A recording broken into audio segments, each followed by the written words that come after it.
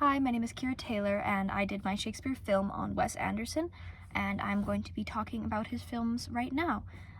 Wes Anderson is an American film director. He is famous for films such as Fantastic Mr. Fox, The Grand Budapest Hotel, and Asteroid City. I studied almost all of his films because I have loved them my whole life, so there's going to be a handful of references throughout this whole thing, both to his films and shots from those and examples for those, and from my film itself and what I used to represent that.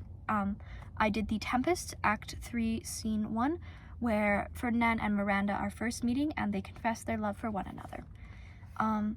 Immediately after watching a Wes Anderson film, you feel ostracized. The characters are distant from you and the film itself.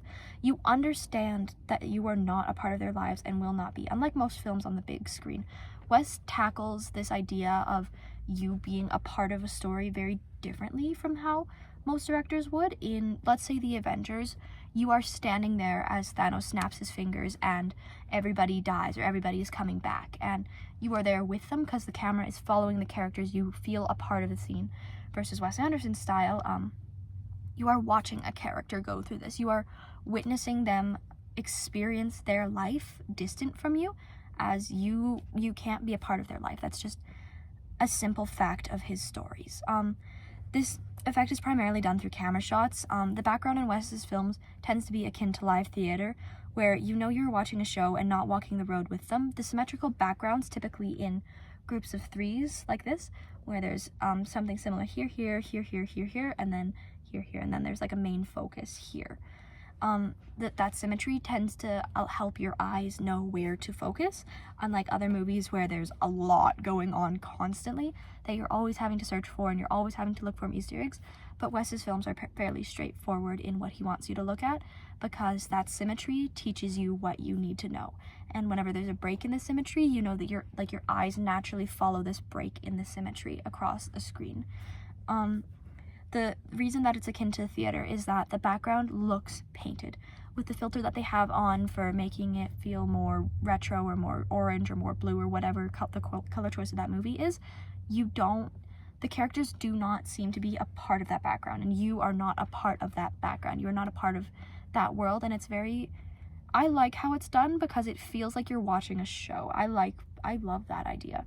This is intentional again. It's to keep you out of their worlds. An example of this would be the overhead shot in Asteroid City, where the camera is looking over the town and you're seeing the road straight down the middle with the buildings on both sides for that symmetry, but the buildings are not identical, so there's the same amount here, there's the same amount here, there's a handful of scatterings of extra vehicles, bicycles, people walking around, and your eyes have equal amounts to look everywhere, but you don't necessarily have to, because what's important is the road, because you need to look at what the road and like what's coming towards the road.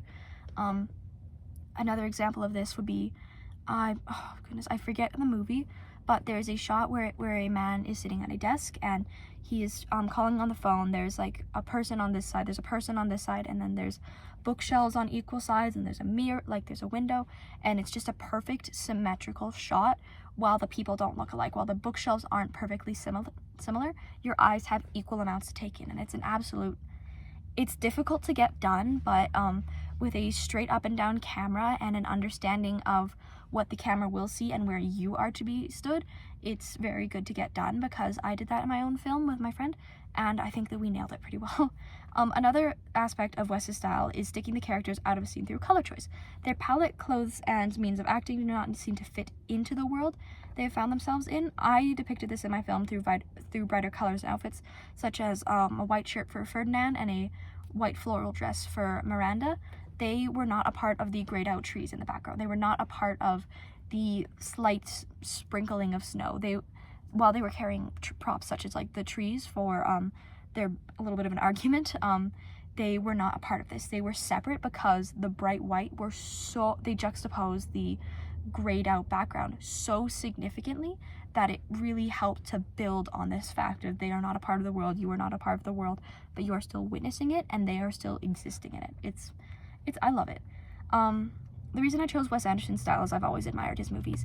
Even before I liked to watch certain directors for the style or certain actors for how they acted, I found myself being drawn to his films due to the vibrant colors and unique acting given by famous directors I hadn't been able to recognize yet. I also believe that Wes Anderson's style fits The Tempest quite well. The anger of the storm, magical elements, and stage circumstances are very interesting to tackle through how Wes Anderson directs films.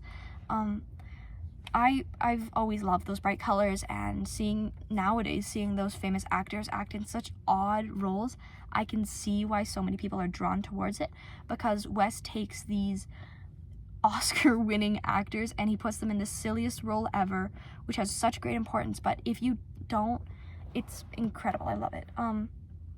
The magical elements are not seen through a wizard casting a spell or some guy with a big cloak and all that.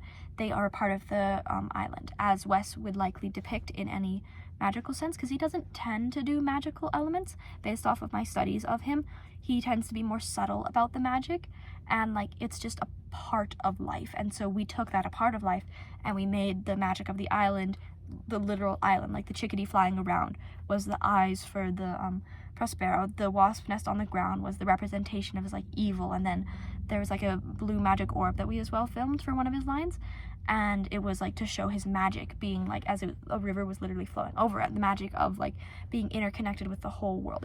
I loved filming those parts.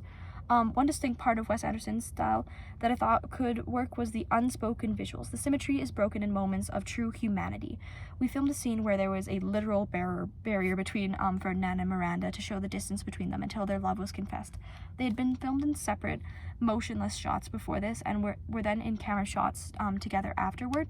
And this really well represented Wes's style, because characters tend to be apart unless they are knowledgeable of each other or comfortable around each other, and the literal barrier of a tree where Ferdinand was here and Miranda was here, and then like one reached the arm across and they came across, it worked very well to like have a visual like thing of something that could have been unspoken, like the unspoken barrier between them before they confessed their feelings.